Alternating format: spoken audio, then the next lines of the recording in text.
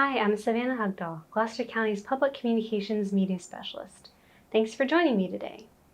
Last month, I told you there'd be big news about the county website coming soon, and as you probably noticed, we've switched from gloucesterva.info to gloucesterva.gov. Britton Hogg, a software analyst in our IT department, worked countless hours to make this website a reality. And because it's being designed and controlled in-house, there are a lot fewer design limitations than a typical website vendor would impose. If you haven't checked out gloucesterva.gov, here's a look. I'm so pleased to share that Gloucester County's new website has officially gone live. We've made a lot of quality of life changes for the new website, but the first you'll notice is that we've gone from gloucesterva.info to gloucesterva.gov. This is a great way to show new residents they're at a trustworthy, county-run website. Our information technology department has worked tirelessly to build this website in a way that's visually appealing, organized, and simple to use. Gone are the days of long drop-down menus to find the right department. The new website is also more reflexive than the last one, meaning it's designed to shrink to fit your cell phone or tablet. For a while, we'll still be working behind the scenes to make gloucesterva.gov as robust as it can be, but we're so grateful to our IT team for the work they've done to make this possible. They stepped up to the plate when our last website vendor imposed a jump in the price of service without improving their product. So in the end, this improved website is actually saving taxpayer money. Check it out on your computer, tablet, or smartphone. We hope you like it. Gloucester County is starting to become known for its websites. Let me take you behind the scenes and show you one that GIS specialist Candace Smith designed, called GLOCO EOC. In the event of a hurricane or major storm, county employees are given secondary emergency roles to help respond to community needs. That means that someone who normally works in the health department might suddenly find themselves organizing shelters, and someone who works in the library might find themselves answering calls in our call center. We regularly train for situations like that, but in the moment there's still a lot of pressure, especially because the last website we were using was clunky and unintuitive. After noticing some shortcomings with our last system, Candace built GLOCO EOC from the ground up, and it's changed the emergency response game. Not only will GLOCO EOC help county employees seamlessly transition from their normal lives to their emergency roles, she's also presented it on a national scale to other GIS and emergency management departments. These other counties and states were blown away by GLOCO EOC, and now Candace is training them to build similar sites. I am Candace Smith. I'm a GIS specialist with Gloucester County GIS. So background is I used to work for emergency management prior to my time here in GIS, and I saw a need down there for the current system that they were using to manage crisis. And it was essentially entering information in to a list. It wasn't really user-friendly. It wasn't cost-effective. Anytime we wanted to change, we had to pay for it through the vendor. So fast forward to my time in GIS, I was doing another project for emergency management, and I came up with this brainchild. GLOCO is short for Gloucester County. EOC is Emergency Operations Center. It is structured to mirror the EOC staffing. So we've got all the tabs up here, and these are all sections that they would work in and all of the positions they're assigned to, so they would just easily go to wherever they need to go. So typically during a hurricane impact, we would see some road closures due to flooding or debris, and our public safety section would focus on that. And this is staffed by our sheriff's department, so they could have deputies out in the field closing these roads down and providing detour information to citizens. So if we were to see that a road needed to be closed, here you can see some examples of Jenkins Neck and Marius Road have been closed due to flooding. They could click on these roads, close them down, and then the entire EOC can see them. This is also information we could share with the public, so we can publish this layer to the public and they can see everything that's impacted. Another important section is our human services and mass care. This would be any of our relocation centers or shelters that would be opened. Also those with any sort of special needs that need our support. We would document what shelters are open or what relocation centers are open, what their capacity is, if they are maxed out, and we would be in communication with the staff at that location, and they could access that. They can access this system remotely and enter in their own information. It just feeds to us in the EOC. There are so many different positions that we would focus on. Debris management would be another activation we'd see during a hurricane, or after a hurricane there would be debris.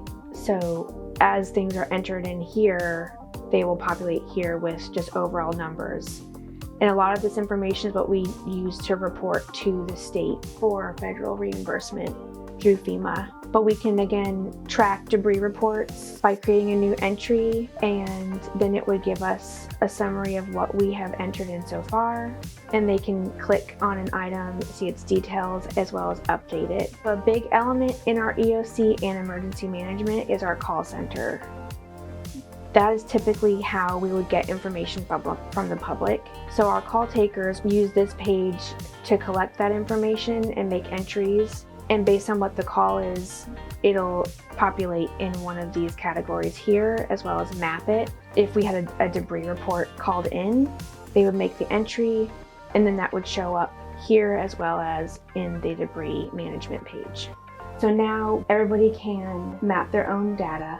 We can visualize it, we can share it, we can manipulate it, and that hasn't been seen before in an EOC. I've done statewide conferences and national-wide conferences, and talking to other emergency management departments and other conferences, people are really wowed by it, and so that tells me that there's nothing else like that they're seeing. To see it in play is really special, but I've also created something that's really effective. Emergency management has something now that alleviates some of that stress. Now they can focus more on getting support to our citizens if they need it, and that's really what emergency management is about. She said this project has been a great collaboration between GIS and emergency management, but it's also an example of how county leadership encourages their employees to use creativity to help the community. Way to go, Candace! Another project GIS has partnered on recently has been the Guinea Heritage Driving Tour. Our tourism department worked with the Guinea Heritage Association to set up some sites for people to visit in Guinea and some community members to introduce those sites. Then our GIS department made an interactive online map complete with voice recordings. Check this out. Hello, it's Robert Kelly from the Gloucester Museum of History, and today we're joining you from Buckstore Museum down in Guinea. I want to tell you about a great new tour program that we just unveiled, the Guinea Heritage Driving Tour. It is a brochure, it is also available online, and this tour features 12 stops through the Guinea community. They include churches and local businesses, there's some cemeteries. It's just a wonderful way for folks, both local and out-of-town visitors, to experience a section of Gloucester County that hasn't really been explored too much by outsiders. I'm really particularly excited about this because it gets folks back into some of the natural sections of Gloucester County where we can really begin to see some of our beautiful waterways. We have some of the most beautiful bays and creeks and rivers of anywhere in Virginia. And within this tour are several stops that are great for viewing wildlife, but also wonderful for launching a kayak. So you can not only see the water, but actually get out to the water. Throughout the seasons, you'll see different things. For example, when you drive through Guinea in the winter time, you'll see a lot of migratory ducks and migratory birds and bald eagle and that type of thing. In the summertime, you see osprey. They're just everywhere making their nest and fishing, and pelicans. And it's just really exciting to see how the seasons change, but it's very accessible. We also did an audio component to the tour. So if you use the online app, the tour stops have actually been recorded by local folks here in the community. So you can hear about local history from local voices. It's just really, really cool. It's a lot of fun to put together. Now, since we're here at Buckstore Museum, I'd like to pass you off to a good friend and colleague of mine, Hamilton Williams, who's a local historian, who's going to tell you a little bit more about Buckstore, which is the first stop on the tour and really the anchor of the Guinea Heritage Driving Tour. You're standing in the oldest part of the store, which was built in the late 1880s. Joe Hall came home from the Civil War, married, raised his family.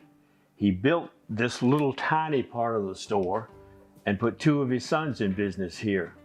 And they stayed in business until the early 1900s. It wasn't until 1920 that Buck's dad decided, in looking at this little derelict building over here, that he could make this into his own store. So he leased the building in 1920, which happened to be the same year Buck was born. Named the business C.B. Rowe and Son, even at that early age, and started his business here. Buck took over the store, running it full-time by himself in the early 70s, mid to early 70s, and then Buck passed away in 2005.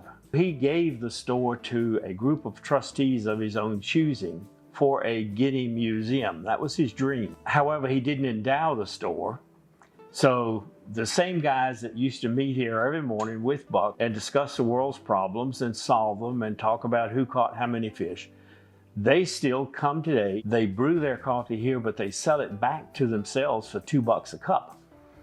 From 2005, when Buck died, until 2016, when it was transferred to Guinea Heritage Association, that $2 a cup coffee is what kept the electricity on and paid the insurance. We've added a bathroom and a handicap ramp and now new siding and new roof, and we're finally getting a handle on this thing called Buck Store Museum.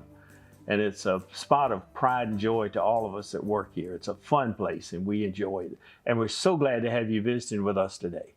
I loved looking around Buck Rose Store Museum, and if you haven't been down there, I highly recommend you pay them a visit. You should also stop by one of our public libraries for some summer fun. I know they've got the summer reading program going on right now. Comics Con is coming up, and they've always got fun activities planned for children, teens, and adults. Here's Lisa Thomas with the latest. Here's what's happening at the library.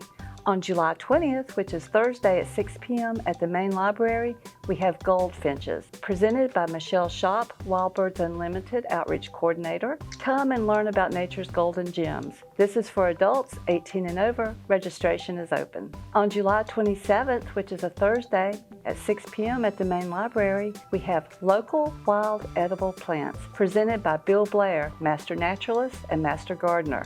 This is for adults 18 and older. Registration is open. There's still time to participate in the summer reading program. Drop by and pick up a game board. Read to earn prizes and be entered for a grand prize at the end of the summer.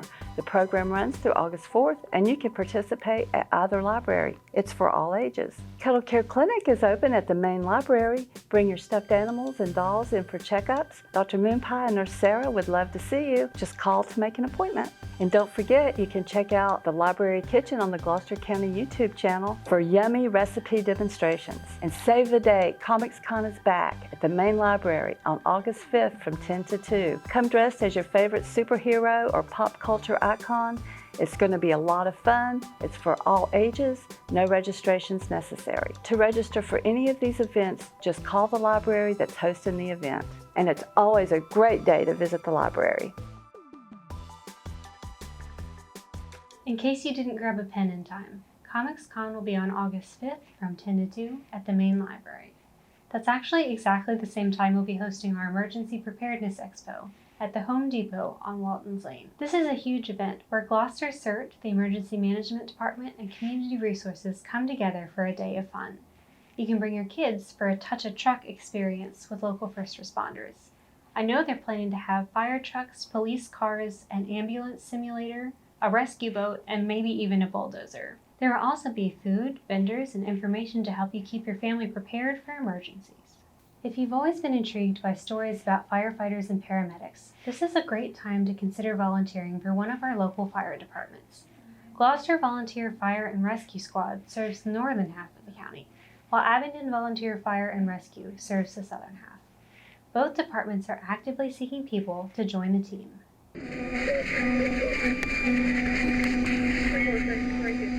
Always been kind of an adrenaline junkie. I was 40 and looking for something. I knew some people that were in the department. I actually had done ride-alongs years ago on the EMS side. My neighbor at the time was the chief. He's like, why don't you come out and do the fire stuff? So I said, all right, and there you go. I've been hooked ever since. I signed up at 56 years old. I went through an academy of mostly 17, 18, and 20-year-olds. I was a retired Marine officer and as an NCIS special agent. I did 2 careers. Just coming in and being accepted as part of the family and getting that adrenaline run from going out on a fire call or going out on a boat call for a rescue, there's nothing better than that.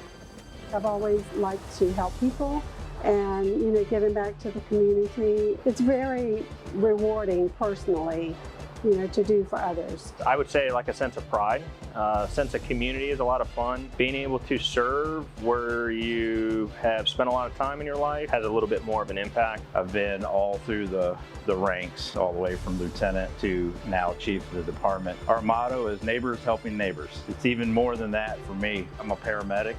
I've transported both of my grandmothers in ambulances. In 2003, my parents' house was struck by lightning and they called fire. And I was the first one on scene and fought fire in my mom and dad's house, which was my home place, the house that I grew up in, and we saved it. So it is neighbors helping neighbors, but it's also family helping family. That's what it's all about. First thing you gotta do is learn how to do CPR. Then, you take your Firefighter 1 class, which teaches you everything you need to know, from identifying hazards to, fighting fires, to overhaul, which, what we do after the fire to help clean things up. Then as you move on, you learn how to drive the trucks. If you're motivated enough, you can do it all. You start out slow and you team up with somebody. You get a mentor, you start out learning the basics and they go at your pace. My pace was just kind of learn something new every day, using ladders, putting on the equipment. Everything's like a math calculation to get water flowing. I didn't know that before I got here. I thought you just turn a switch on. We were really looking for anybody that has interest in serving the community. We have operations, admin, and there's tons of stuff to keep a department like this rolling. I've been the treasurer for 2 years now. I've actually been a member for 20 years this year. I enjoy what I do because in my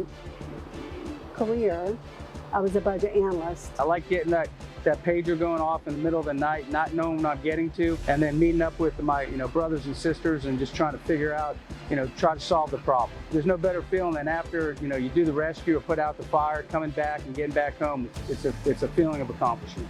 What surprised me the most is the sense of pride that they take in their apparatus. Just looking around, the trucks are always clean, they have new apparatus. The skill set and training that I've acquired through my career that allows me to give back to the community. I volunteer because I love helping others. I volunteer because it is a lot of fun. I volunteered because I wanted to do something that was fast-paced. I volunteer because I like helping my community and the camaraderie that I have around the station.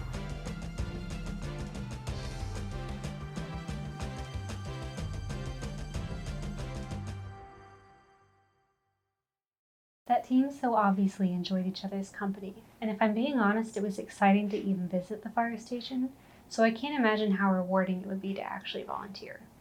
You can follow either department on Facebook if you want to know what they're up to on a day-to-day basis. You can also keep up with the county online or by following us on Facebook, Instagram, Twitter, or YouTube.